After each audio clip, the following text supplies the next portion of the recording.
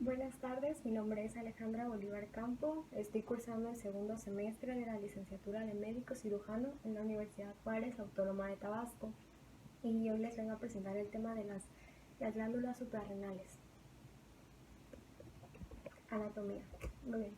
Las glándulas suprarrenales son dos órganos pares que se ubican en los bordes superiores de los riñones. Cada suprarrenal consta de una corteza externa y una médula interna. Funcionan como dos glándulas separadas. La corteza y la médula suprarrenal son diferentes desde el punto de vista estructural y funcional. Son de color amarillento en el individuo vivo, se localizan entre la cara superomedial de los riñones y el diafragma, donde están rodeadas por tejido conectivo que contiene abundante grasa perirenal. Están rodeadas por una fascia renal mediante la cual se unen los pilares del diafragma. Aunque el nombre suprarrenal implica que los riñones son sus relaciones más importantes, la principal inserción de la glándula es con los pilares del diafragma. Están separados de los riñones por un delgado tabique. La forma y las relaciones de las glándulas suprarrenales difieren en ambos lados. Por ejemplo, la glándula derecha, de forma piramidal, es más apical. Respecto al riñón izquierdo, se sitúa anterolateral al diafragma y está en contacto con la vena cava inferior anteriormente y con el hígado de forma anterolateral. La glándula izquierda es de forma semilunar, es medial a la mitad superior del riñón izquierdo y se relaciona con el vaso, el páncreas y el pilar izquierdo del diafragma. Tiene dos partes, la corteza y la médula suprarrenales, que tienen orígenes embrionarios y funciones diferentes. Vascularización. La función endocrina que desempeñan las glándulas suprarrenales requieren de una abundante vascularización. Las arterias suprarrenales se ramifican libremente antes de entrar en la glándula, es decir, de 50 a 60 ramas penetran la corteza de la superficie de las glándulas. Estas proceden de tres fuentes: las arterias suprarrenales superiores, que proceden de las arterias frénicas inferiores; las arterias suprarrenales medias, que proceden de la aorta abdominal cerca del origen de la arteria mesentérica superior; y las arterias suprarrenales inferiores, que proceden de las arterias renales. El drenaje venoso de la glándula suprarrenal se realiza en la gran vena suprarrenal.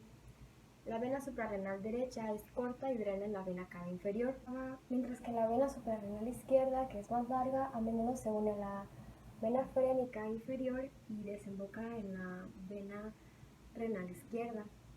Inervación. La rica inervación procede del plexo celíaco y de los nervios esplánicos abdominopélvicos. La corteza suprarrenal. Esta procede del mesodermo y secreta corticosteroides y andrógenos.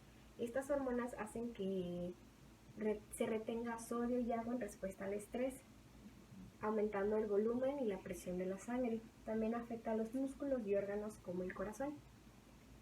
No recibe inervación neural, por lo que debe estimularse mediante hormonas. Consta de tres zonas, se ven aquí: la zona glomerulosa externa, la zona fasciculada media y una zona reticular interna. Existen tres categorías funcionales de los corticosteroides. En primer lugar están los mineralcorticoides, son los que se encargan de regular el equilibrio del sodio y el potasio. Los glucocorticoides son los que se encargan de regular el metabolismo de la glucosa y otras moléculas orgánicas. Y los andrógenos suprarrenales, que son andrógenos débiles que complementan a los esteroides sexuales de las gónadas. La aldosterona es el mineralcorticoide más potente. Los mineralcorticoides se secretan en la zona glomerular. Estos se encargan de que el riñón retenga sodio y potasio, se encarga de que retengan sodio y agua, mientras que excretan potasio en la orina.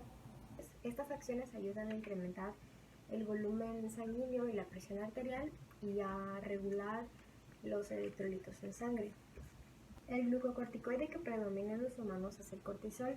Este se secreta en la zona fasciculada y quizá también en la zona reticular. La secreción de cortisol es estimulada por la ACTH proveniente de la parte anterior de la hipófisis. El cortisol y los glucocorticoides tienen diversos efectos en el metabolismo. Entre ellos están la estimulación de la degradación de proteína, estimulación de la gluconeogénesis, inhibición de la utilización de glucosa, que ayuda a aumentar la concentración de glucosa en sangre, y también la estimulación de la lipólisis y la liberación consiguiente de los ácidos grasos libres hacia la sangre. La médula suprarrenal es una masa de tejido nervioso invadida por capilares y sinusoides que deriva de las células de la cresta neural y está asociada con el sistema nervioso simpático. Las células cromafines de la médula secretan catecolaminas, principalmente la adrenalina, al torrente sanguíneo en respuesta a estímulos de las neuronas presinápticas. Las potentes hormonas medulares, la adrenalina y la noradrenalina, activan al organismo preparándolo para la huida o la lucha, en respuesta al estrés traumático. También aumentan la frecuencia cardíaca y la presión arterial, dilatan los bronquios y modifican los patrones de flujo sanguíneo preparando al cuerpo para el ejercicio físico. Está inervada por acciones simpáticos periganglionares y secreta sus hormonas siempre que el sistema nervioso simpático se activa durante lucha o huida.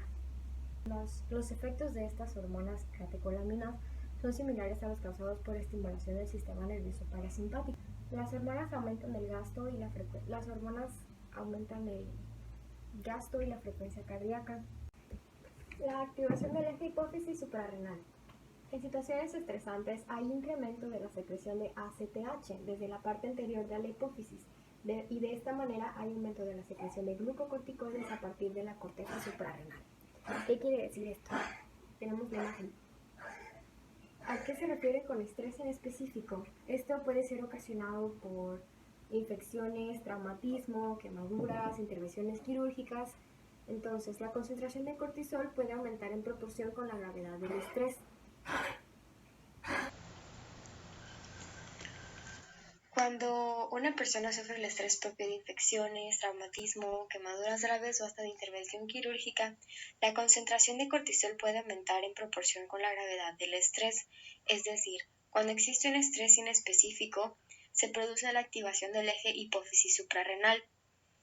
En situaciones estresantes hay incremento de la secreción de la ACTH, la hormona adrenocorticotropa, desde la parte anterior de la hipófisis y de esta manera hay aumento de la secreción de glucocorticoides a partir de la corteza suprarrenal. ¿Qué quiere decir esto? Cuando existe un estrés inespecífico que llega a los centros encefálicos superiores, van a llegar al hipotálamo, que va a trabajar como un sensor. El hipotálamo va a mandar señales para aumentar la hormona liberadora de la adrenocorticotropa, que va a llegar a la parte anterior de la hipófisis para aumentar la adrenocorticotropa, que va a llegar a la corteza suprarrenal que va a trabajar como un efector que va a aumentar el cortisol. Y esto esta respuesta se necesita para la recuperación apropiada de la enfermedad o del traumatismo. Se han hecho estudios que pueden decir que es porque el cortisol y los otros glucocorticoides inhiben la respuesta inmunitaria, lo que reduce el daño debido a alguna inflamación.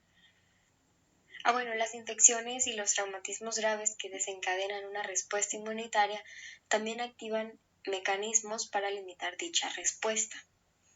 Creo que sí se entendió.